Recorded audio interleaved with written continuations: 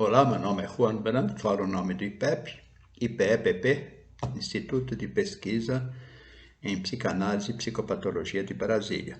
Estamos no início de junho de 2020 e eu quero falar aqui hoje um pouco sobre genitais, máscaras e repressão.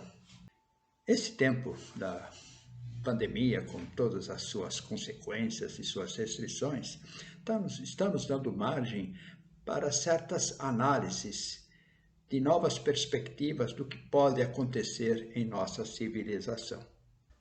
Num texto de Freud, que já tem lá seus 110, 115 anos, chamado Três Ensaios sobre a Teoria da Sexualidade, começou o debate dentro da psicanálise sobre o que é a sexualidade.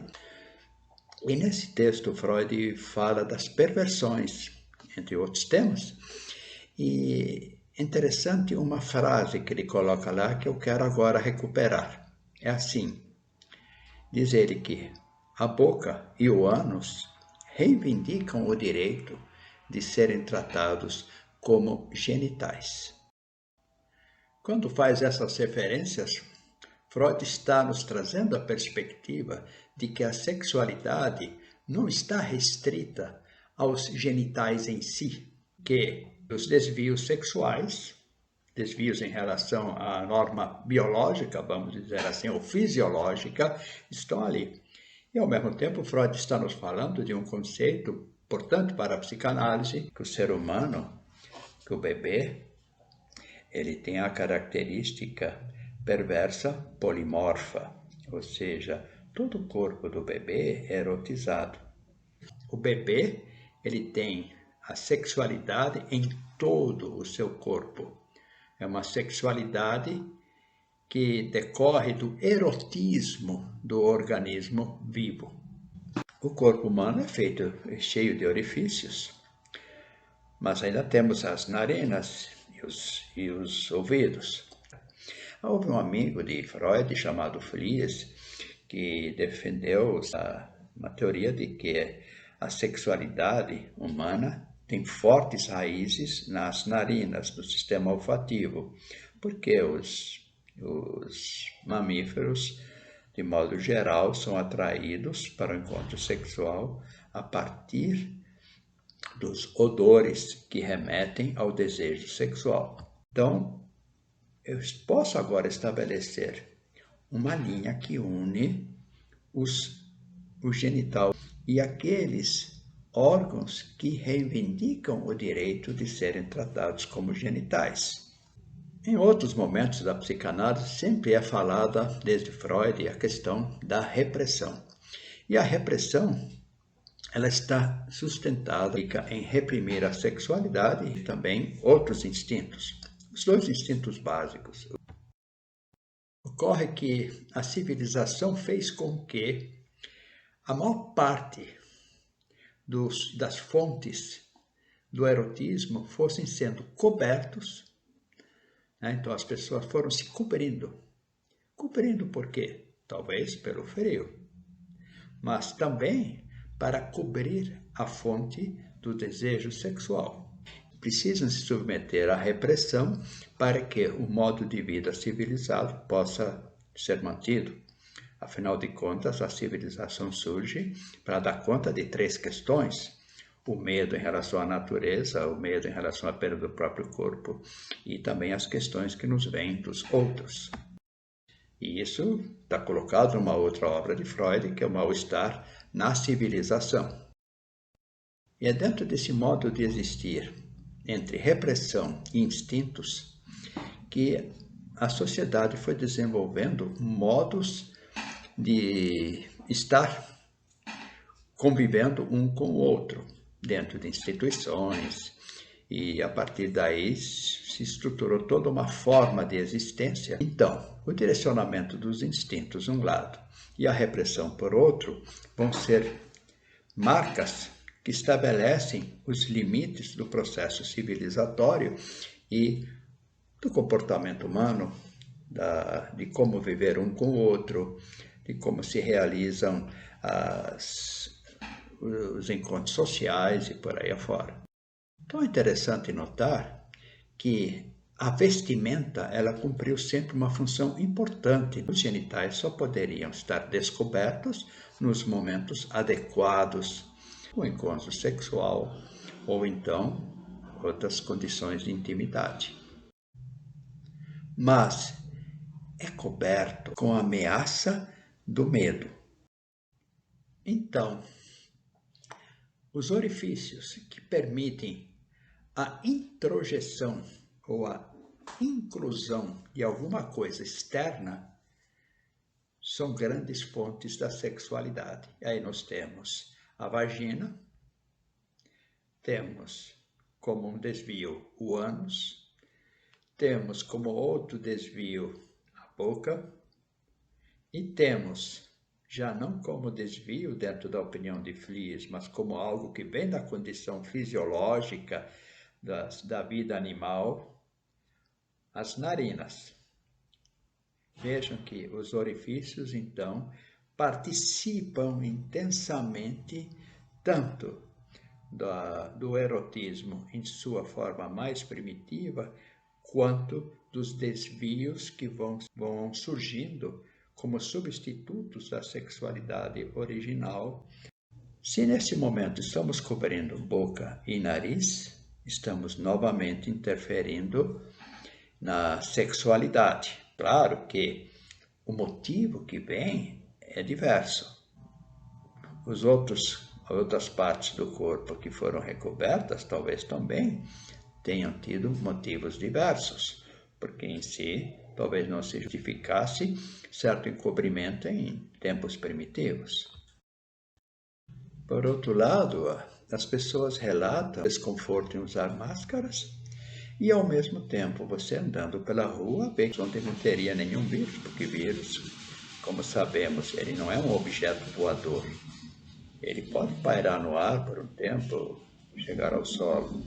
É um elemento muito simples nesse sentido. Mas as pessoas temem que o vírus esteja ali presente no ar. Em ambientes abertos, não tem ninguém lá, estão com máscaras.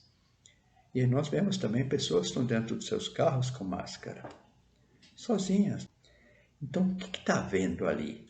Nós estamos tendo uma repressão que tem para nós uma ligação, nós da psicanálise, uma ligação com o erotismo, com a sexualidade.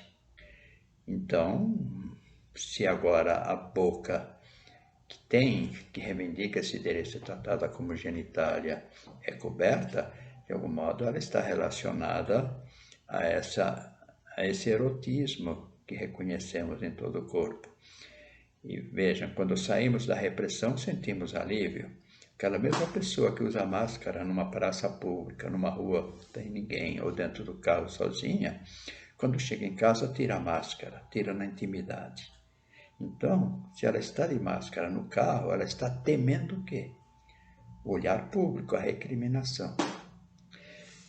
Então, a recriminação, que tem suas bases na repressão sexual, que já vem desde a infância, está tendo um papel qualquer aí, está tendo uma função. E isto acaba canalizado para esses momentos em que a pessoa se expõe publicamente. E nós já podemos pensar até numa estética que estaria atravessando, porque ao mesmo tempo em que uma roupa de baixo precisa ter uma certa estética, e até o vestir-se e andar parcialmente despido precisa corresponder a uma certa estética, já temos as máscaras procurando corresponder a uma certa estética, já temos até grifes produzindo máscaras. E me chama até a atenção que, assim como uma roupa de baixo muitas vezes é lavada pela própria pessoa que usou, as mulheres, por exemplo, tendem a lavar suas calcinhas, a máscara tem essa mesma função, é o próprio que usa, vira uma peça íntima. Uma peça íntima, ela cobre a intimidade. Então, na verdade, nós estamos perante uma grande transformação. Mas agora vamos pensar outros aspectos. Quando alguém, neste momento, anda sem máscara, recebe olhar de reprovação dos demais. É o mesmo olhar de reprovação de qualquer infração. Então, aquele que infringe uma nova norma social é reprimido, assim como é reprimido aquele que mostra seus genitais descobertos. Encobrimento e descobrimento da sexualidade. E é interessante que isso tudo aconteça quando vivemos uma civilização que a sexualidade está tão liberada e está sendo muito fácil tirar a roupa, ou está muito fácil mandar um nudes. E agora eu penso, o nudes que será enviado, que antes tinha um rosto descoberto e uma vagina descoberta, por exemplo, e agora o nudes vai incluir a boca descoberta, ou ela vai ser o último reduto do erotismo que precisa manter-se escondido? Estamos vendo mais um orifício humano sendo coberto. Como orifício agora só sobram que são dois, que são as orelhas, porque até o nariz já está sendo encoberto junto com a boca. É interessante notar que esses orifícios que são cobertos, eles são descobertos no momento das necessidades ou em função do desejo. Então, os orifícios são cobertos somente em público. Quando chega a intimidade, eles são descobertos. E essa intimidade acontece onde? Dentro de casa ou nos ambientes propícios a uma intimidade. Ou, em outro sentido, quando publicamente está consentido que os orifícios sejam descobertos.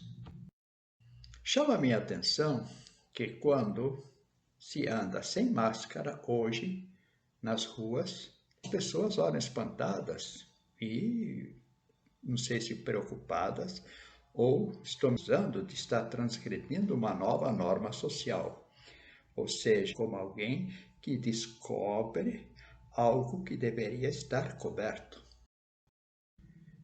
Temem essas pessoas que, por meus orifícios orais, entre algo indevido e que depois esse algo indevido seja expelido para elas. Ou seja, essa dupla função do orifício é temido pelos grupos que, sem ser de risco, mas se cobrem. Um outro aspecto extremamente interessante nesse tema que eu estou colocando é que aqueles que anteriormente eram transgressores, muitas vezes agora são os cumpridores da nova norma social, que tem toda essa questão sexual que eu aponto e talvez vocês que aqui me assistem não consigam perceber. E aqueles que estão adaptados às normas sociais, agora muitas vezes tendem a transgredir esta norma social porque a questionam. Questionam por motivos os mais variados, de foro íntimo, de não acreditar nas colocações que são feitas que justificam isso, e por motivos outros que se possa pensar. De qualquer modo, quando vemos pessoas usando máscara indevidamente, que é o caso de estar correndo, estar caminhando em espaços abertos onde não existe nada, surge a questão mais séria. Que necessidade é essa? E aí eu aponto. Ela tem um componente erótico. Eu fico pensando também o quanto as pessoas se sentem aliviadas quando eu lhes permito que retirem a máscara. Elas se sentem aliviadas. Que alívio é esse? O alívio de sentir-se livre. Ora, todos nos sentimos livres quando não estamos reprimidos. Contudo, é muito fácil as pessoas se permitirem ser reprimidas e não pensarem mais na sua perda de liberdade. Por quê? Porque se sentem protegidas em sua sexualidade. e ao mesmo tempo sentem que administram sua sexualidade para o momento devido. Tempos muito estranhos estes, e que estão nos dando a possibilidade de fazer análises bem diferentes, e que, lá no futuro, farão até mais sentidos. Talvez, quando tapem outros orifícios que ainda lhe restam, para que você não ouça tantas coisas estranhas que são ditas por aí, que não querem que você ouça. Este é Juan Brandt, IPEP, Instituto de Pesquisa em Psicanálise e Psicopatologia de Brasília.